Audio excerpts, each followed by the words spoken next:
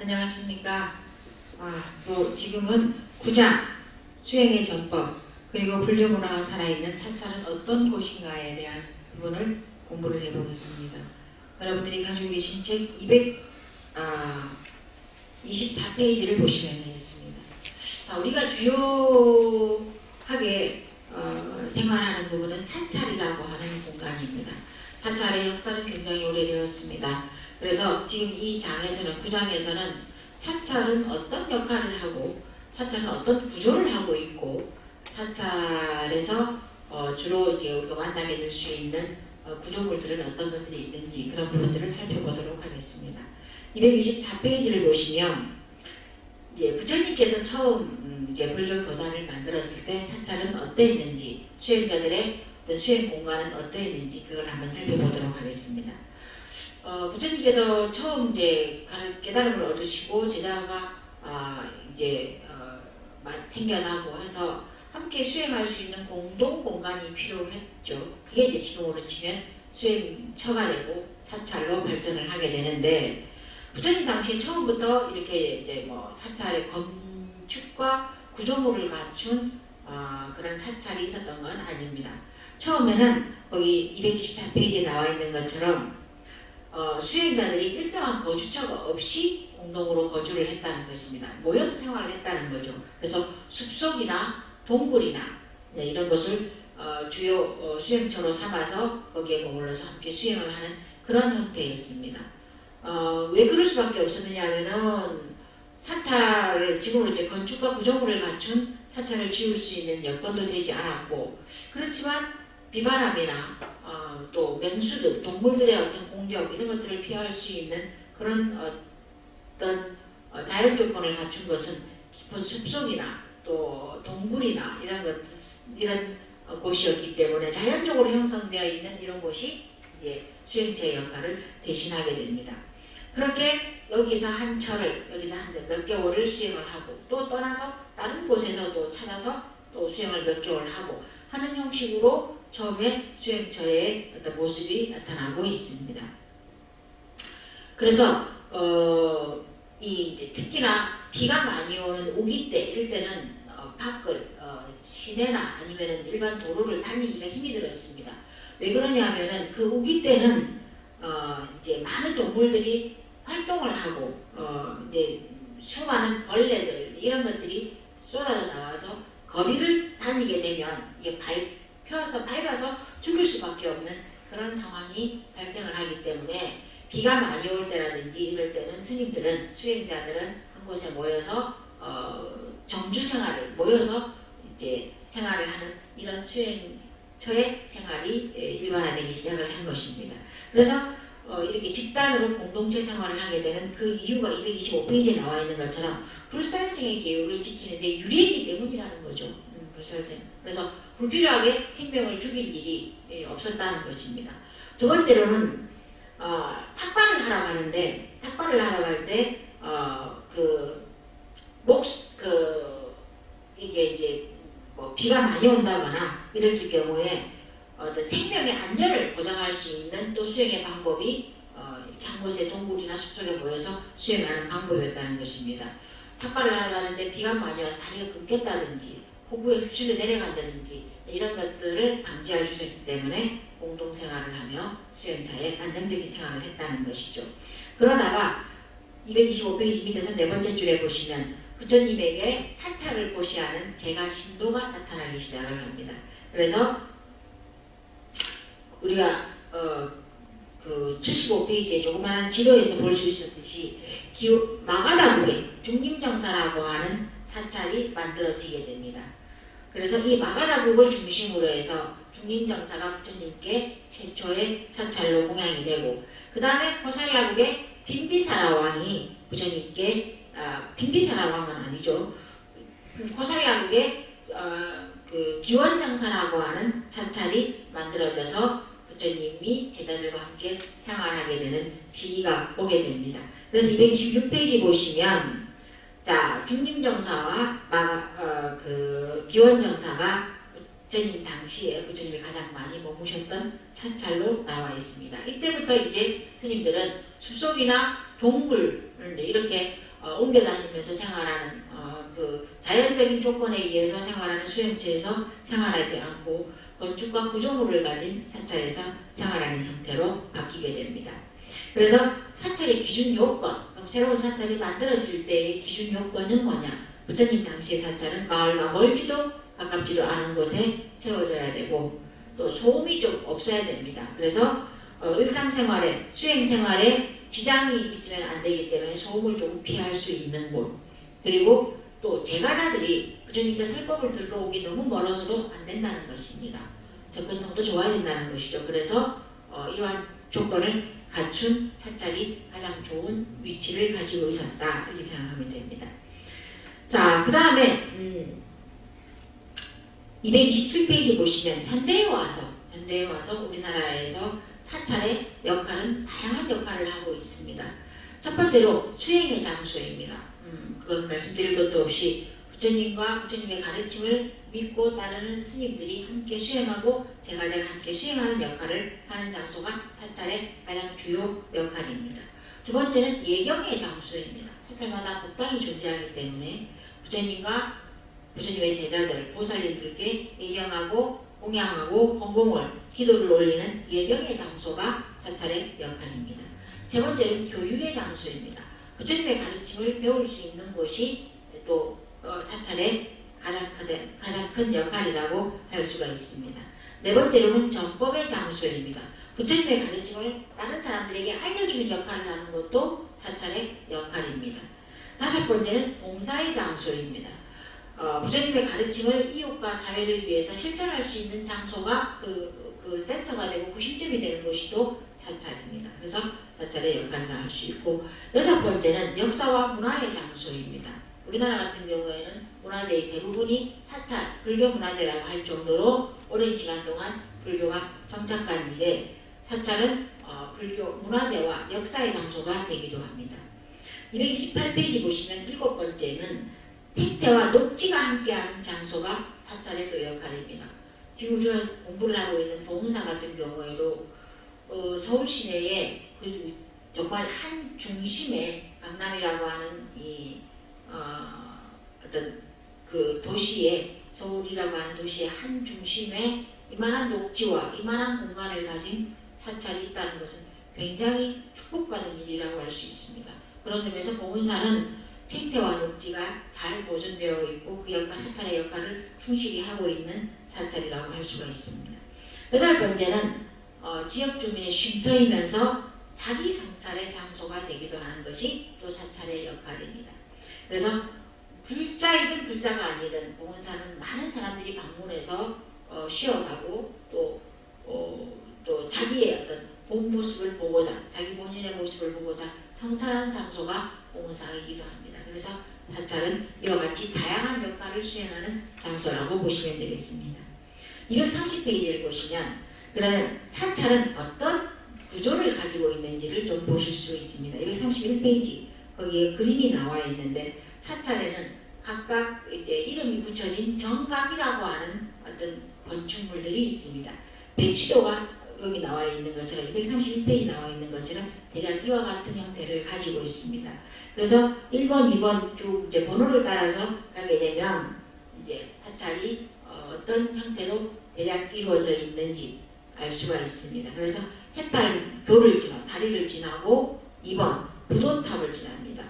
지나고 3번 일주문, 4번 천왕문, 5번 불이문, 그 다음에 6번 석등, 그 다음에 7번 석탑, 네, 석탑이 있고 8번이 대웅전입니다. 대웅전. 보통 이런 형태를 가지고 있습니다. 그러니까 하나 두 개는 빠지기도 하지만 이와 같은 형태를 가지고 진행되고 있습니다. 구체적인 내용은 232페이지부터 보도록 하겠습니다. 사찰에 부속되어 있는 사찰의 장엄물들을 볼 수가 있습니다. 첫 번째로 만나는 게 극락교와 해탈교입니다. 극락교, 해탈교. 지금 봉은사 같은 경우에는 없지만 좀 역사가 오래된 산속에 위치한 사찰 같은 경우에는 항상 사찰로 들어가기 위해서는 다리를 하나 지나야 됩니다. 그 이름이 이제 극락교이기도 하고 해탈교이기도 합니다. 그래서 그 다리를 지나면 극락세계, 고통이 없는 해탈의 세계로 들어간다. 중생의 세계에서 부처님의 세계로 들어간다. 그런 의미를 가지고 있습니다. 230페이지 그 사진을 보시면 좋겠습니다. 그 다음에 233페이지에 보시면 두 번째로는 하마비가 나옵니다. 하마비라는 것은 여기서부터는 말을 내려서 걸어오시오 라고 하는 표시라고 할 수가 있습니다. 자유적 신분이 아무리 높다 할지라도 말을 탈 정도로 아무리 높다 할지라도 여기서부터는 말을 내려서 이제는 직접 걸어서 와야 되는 그런 지점이 이 하마비가 세워져 있는 지점입니다. 그래서 부처님의 제자 절에 들어온 이상은 부처님의 제자일 뿐이지 사회적 신분을 고려하지 않겠다라는 그런 의미도 있겠죠. 그 다음에 223페이지 밑에 맨 밑에 보시면 단간지주가 나옵니다. 단간지주의 그림은 234페이지에 그 일자로 된 돌 두 개가 큰 돌 같은 두 개가 서 있는 것입니다. 그 중앙에 보면은 홈이 있어요. 그 홈에다가 지금으로 치면 그 현수막 같은 거를 겁니다. 양쪽으로 해서 걸어서 오늘 무슨 법회나 기도나 법문이나 이런 것이 있을 때 그 행사를 알리는 역할을 했던 게 단간지주입니다. 그래서 멀리서라도 보고 오늘 무슨 절에서 무슨 기도가 있구나라고 해서 절에 올 수 있게 만들었던 데가 단간지주라는 것이죠. 자, 그 다음에 이제 첫 번째로 다리를 지나서 두 번째로 사찰의 문으로 들어옵니다. 사찰의 문은 다양한 문이 있는데 첫 번째로 235페이지에 보시면 일주문이 나옵니다. 일주문은 거기 235페이지에 그림에 나와 있는 거, 사진에 나와 있는 것처럼 범어사 조개문이 나와 있는데 범어사 일주문이죠. 나와 있는데 그 동그란 항아리 같은 돌이 4개가 일렬로 서 있습니다. 가로로 일렬로 서 있는 것이 일주문, 하나의 기둥을 중심으로 서 있다 그래서 일주문이라고 얘기를 하게 됩니다. 그래서 여기서부터는 이제 우리의 흩어진 마음을 하나의 마음으로 합쳐서 진리의 세계로 들어간다. 그런 의미로 일주문이 대부분의 사찰마다 다 존재하게 됩니다. 236페이지를 보시면 우리나라에는 위에서 6번째 줄에 보시면 우리나라에는 유명한 사찰들이 굉장히 많이 있습니다. 그 중에서 자, 3대 사찰이 굉장히 유명하다고 우리나라에는 알려져 있는데 첫 번째가 영축산 통독사입니다. 통도사가 왜 유명하게 되냐면 불법성 삼보 사찰이기 때문에 사찰 중에서 불보 사찰이 통도사가 해당이 됩니다. 통도사를 가보시면 아시겠지만 통도사 금강계단이 대웅전인데 통도사 금강계단에는 불상이 존재하지 않습니다. 부처님 그 불상 너머로 사리탑, 부처님의 사리를 모신 사리탑에 예경을 드리기 때문에 불보사찰이라고 합니다. 두 번째로는 법보사찰, 해인사가 있습니다. 가야산 해인사가 있습니다. 해인사는 우리가 알다시피 8만 대장경이 모셔진 장경각이 있습니다. 그래서 부처님의 가르침이 모셔져 있다 그래서 법보사찰 이렇게 얘기를 합니다. 세 번째로는 승보사찰이라는 겁니다. 승보사찰은 조계산 송광사가 해당이 되는데 고려시대 이래로 송광사에는 16명의 국사가 배출이 됩니다. 송광사 출신의 스님들로서 16분이 배출이 되었기 때문에 뛰어난 스님들이 많이 계셨던 곳이다. 그래서 승보사찰 이름을 붙여서 불법승 삼보 그래서 삼보사찰 이렇게 유명하다는 것을 좀 아시면 되겠습니다. 그 다음 밑에 보시면 문 가운데에서 금강문이 나옵니다. 금강문은 237페이지에 그림이 이렇게 나와 있습니다. 그래서 금강문에는 금강역사나 사천왕사, 허법신장상들이 여기 내부에 모셔져 있는 그래서 사찰로 들어오는 모든 사람들을 보호하겠다는 그런 의지를 가진 신중들이 모셔져 있다고 보시면 되겠습니다. 그 다음에 238페이지로 가시면 천왕문이 나와 있습니다. 천왕문은 지금 거기 옆에 239페이지에 나와 있는 것처럼 편충사 사천왕문이 나와 있고 밑에는 편충사 사천왕문이 나와 있습니다. 사천왕상들이 모셔져 있습니다. 불법을 지키는 동서남북 각각의 방위에서 불법을 지키는 허법신중들이라고 보시면 되겠습니다. 그 다음에 네 번째가 불의문입니다.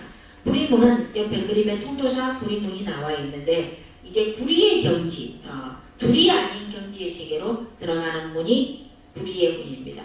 모든 분별이 사라지고 또 온갖 시비가 사라진 이 자리가 그 자리가 여기서부터 시작이 된다. 그래서 이 문에 들어서면 이제부터 부처님의 세계에 들어간다. 그래서 불의문이라고 얘기를 합니다. 그 다음에 240페이지에는 누각이 나옵니다. 사찰마다 좀 그 지대가 높은 곳에 존재했었기 때문에 멀리 관망해 볼 수 있는 누각이 존재했었습니다. 그래서 거기 그림에 나와 있는 것처럼 부석사 안양루가 나옵니다. 영주에 있는 부석사 무량수전이 유명한데 이 누각 안양루라고 하는 누각도 굉장히 중요합니다. 그래서 여기서부터 마을을 또 그 지역의 지세를 관찰할 수 있는 그런 누각이 존재했었다는 것이죠. 241페이지 보시면 이제 다리를 지나고 문을 지나서 이제 법당, 본당이라고 하는 법당으로 들어오게 됩니다. 첫 번째, 법당에 다양한 이름이 있습니다. 우리는 대웅전, 법당 뭐 이렇게 표현을 하는데 그거보다 더 다양하게 불전, 금당 이렇게도 얘기를 합니다. 그래서 법당은 불보살이 모셔진 곳을 법당이라고 합니다. 불전은 그야말로 부처님을 모신 집 그런 의미가 있겠습니다.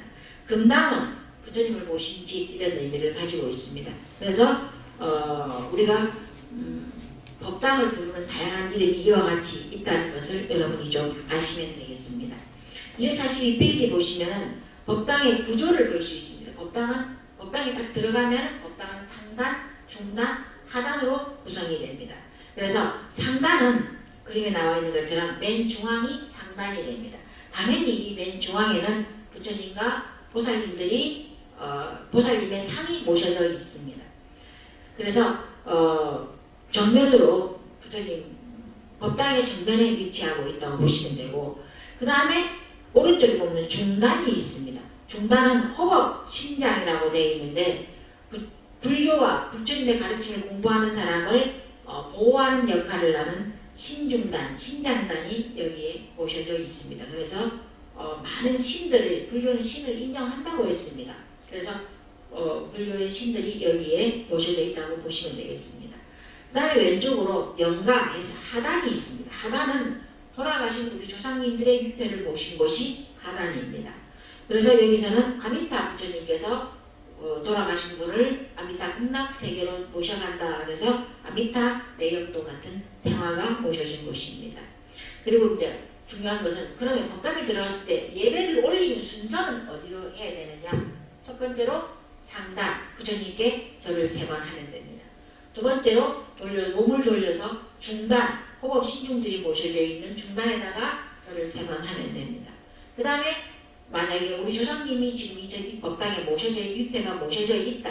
백중 기도 기간이다. 49제 기도 중이다. 근데 우리 조상님의 49제고 우리 조상님의 천도제를 하고 있는 기간이다. 그러면은 영단에다가도 또 3번 절을 하면 됩니다. 그러지 않을 때는 영단에다가는 절을 하지 않으셔도 됩니다. 자, 그리고 이제 물러나오시면 되고 그 다음에 이제 기타 사찰 내부에 있는 기타 구조물들입니다. 첫 번째로 탑입니다. 탑. 어느 절에 가나 다 탑이 있는데 탑은 옛날에는 불상이 나타나기 전에 부처님 돌아가시고 나서 불상은 존재하지 않았습니다. 한 400년 동안 불상이 없이 불교가 인도에 전해졌습니다. 인도에서 유지가 되어 가던 때에 그럼 어떻게 인도 사람들은 부처님의 가르침을 부처님의 불교를 유지하려고 노력을 했느냐? 부처님 돌아가시고 나서 남긴 사리탑을 사리를 각 나라 8나라가 배분을 해서 탑을 만들어서 사리탑에 전신이 되게 됩니다. 그래서 불탑 안에는 부처님의 진신살이나 부처님의 가르침을 적어놓은 경전이나 또 온갖 보물이나 이런 것들이 탑 내부에 모셔져 있습니다. 자, 그 다음에 이제 거기 나와 있는 것처럼 탑의 기원, 거기 제가 말씀드렸죠. 8나라가 부처님의 사리를 분배해서 그걸 각각의 나라에 가져가서 탑을 만들고 그것이 탑의 기원이 되었다. 이렇게 나와 있습니다. 자, 탑돌이를 할 때가 있습니다. 절에 와서 할 때는 오른쪽으로 3번 도시면 됩니다. 오른쪽으로 3번 7번 이렇게 해서 자기의 소원을 기도하면서 오른쪽으로 도는 것이 사찰의 탑도리를 하는 예의라고 보시면 되겠습니다.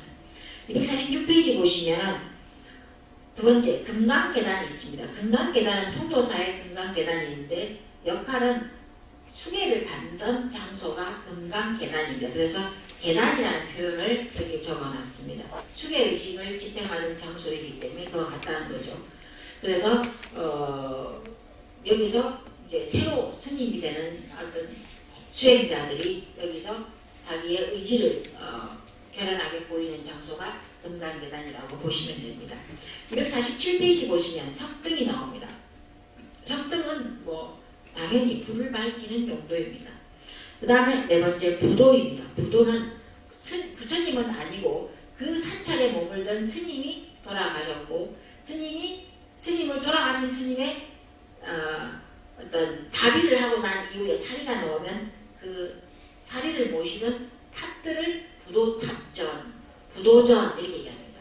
그래서 큰 스님이건 작은 스님이건 사리가 나올 수 있지 않습니까? 그럼 그 사리를 유실시키는 것이 아니고 부도에 모셔서 그 스님의 수행력을 기리는 의미로 부도전이 있습니다. 그래서 수많은 크고 작은 먼저 수행하신 스님들의 사리를 모셔 봉안했다는 점에서 부도탑전, 탑의 형태를 모시기도 하기 때문에 부도탑전 이렇게 얘기를 합니다. 다섯 번째는 스님들의 생활 공간인 요사입니다. 요사는 이제 스님들이 그야말로 생활하는 주거장소라고 보시면 되겠습니다. 여기서 잠을 자고 밥을 먹고 뭐 공부도 하고 차도 마시고 하는 뭐 이제 수행 장소가 요사체라고 할 수가 있겠습니다. 그래서 거기 248페이지 사진을 보시면 오른쪽 맨 위에 있는 사진이 석등입니다. 부석사의 석등인데 굉장히 간결하고 아름답습니다. 그 다음에 밑에 있는 그림은 여러가지 이제 항아리를 엎어놓은 것 같은 형태의 탑들이 작은 탑들이 있는데 이게 이제 부도탑입니다. 부도탑. 월정사 부도전인데 월정사에서 오래도록 수행하셨던 스님들이 돌아가셔서 남기신 사리를 여기다 모셔서 부도전 이렇게 얘기를 합니다. 자, 그 다음 넘어갑니다.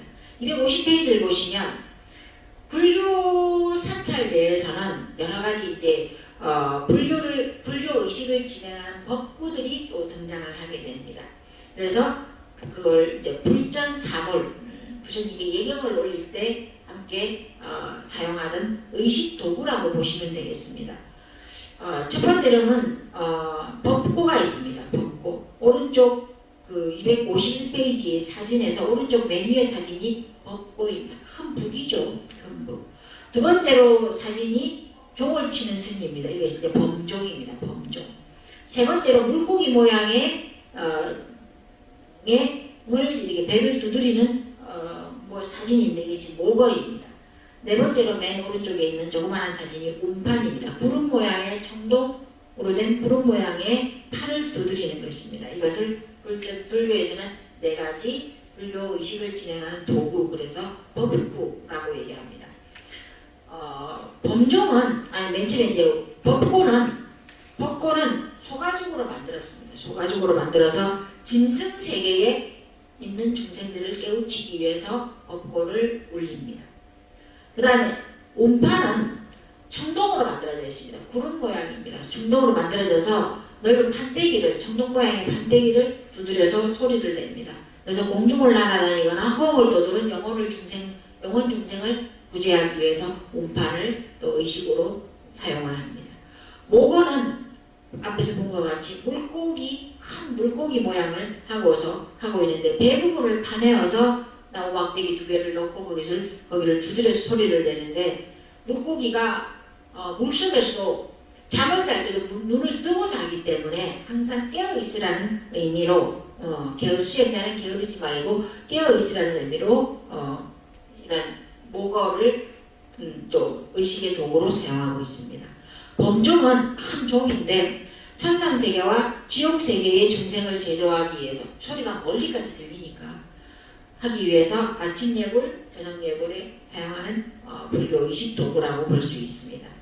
그 밖에 이제 불교 의식을 집행할 때 쓰이는 도구로는 목탁이 있습니다. 목탁은 우리가 알고 있는 그 253페이지에 그 목탁하고 같습니다. 목탁은 목어가 나무로 된 물고기가 변형이 되어서 만들어진 것이다 라고 보는데, 물고기처럼 게으르지 말고 정진하라, 그런 의미가 있겠죠. 그 다음에 253페이지 죽비가 있습니다. 그 중간 사진이 죽비입니다. 대나무를 잘라서 중간을 비우고 소리를 냅니다. 그래서 이제 이 수행자를 지도할 때 뭐 참선 수행 중에 잠을 잔다거나 주의력을 잃고 있을 때 이 죽비를 쳐서 큰 소리를 내는 그런 또 역할을 합니다. 세 번째로는 바루입니다. 스님들이 부처님 출가 때부터 지금에 이르기까지 스님들이 공양을 하실 때 이제 밥을 드실 때죠. 식사 시간에 사용하는 식사 용기가 바루입니다. 바루. 그래서 253페이지 밑에서 5번째 줄에 보시면, 바루는 단순히 밥그릇이 아니라 자기의 양대로 받아서 음식을 남기지 않고 먹음으로써 탐욕스러운 마음을 줄이고 수행에 몰입할 수 있도록 도와주는 도구가 바루입니다. 그래서 바루 공양을 할 때는 음식을 남길 수 없습니다. 자기가 먹고 싶은 만큼, 먹을 수 있는 만큼만 가져야 되고, 받은 음식은 다 먹어야 되는 것이 원칙입니다. 자, 그 다음에 보시면 254페이지 보시면 요령이 나옵니다. 요령은 의식을 집전할 때 사용이 됩니다. 그래서 이제 종 같은 것이죠. 그래서 이제 밀류계통에 우리가 의식이 많기 때문에 이 요령을 올려서 자, 의식을 진행하기도 합니다. 5번째는 염주입니다. 염주는 누구나 다 이제 불자들이라면 하나씩은 다 가지고 있는데, 부처님께 기도를 하거나 절을 하거나 참회를 할 때 숫자를 세기 위해서 염주를 사용합니다. 보통 108 염주가 제일 많이 있고, 크고 작은 어떤 숫자를 부여한 염주들이 많이 있습니다. 그래서 제일 유명한 것이 보리수 염주입니다.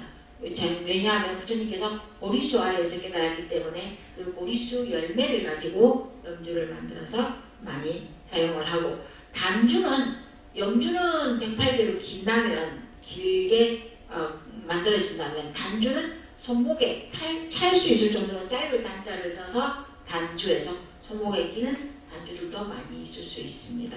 자, 이상으로 이제 9장에서 사찰의 역할, 사찰은 수행과 전법의 역할을 하는 곳입니다. 그래서 사찰이 어떤 곳인지, 또 사찰의 구조는 어떤지, 사찰에서 사용되는 법구와 의식의 도구들은 어떤 것이 있는지, 이런 것에 대해서 알아보았습니다. 오늘 수업을 마치겠습니다.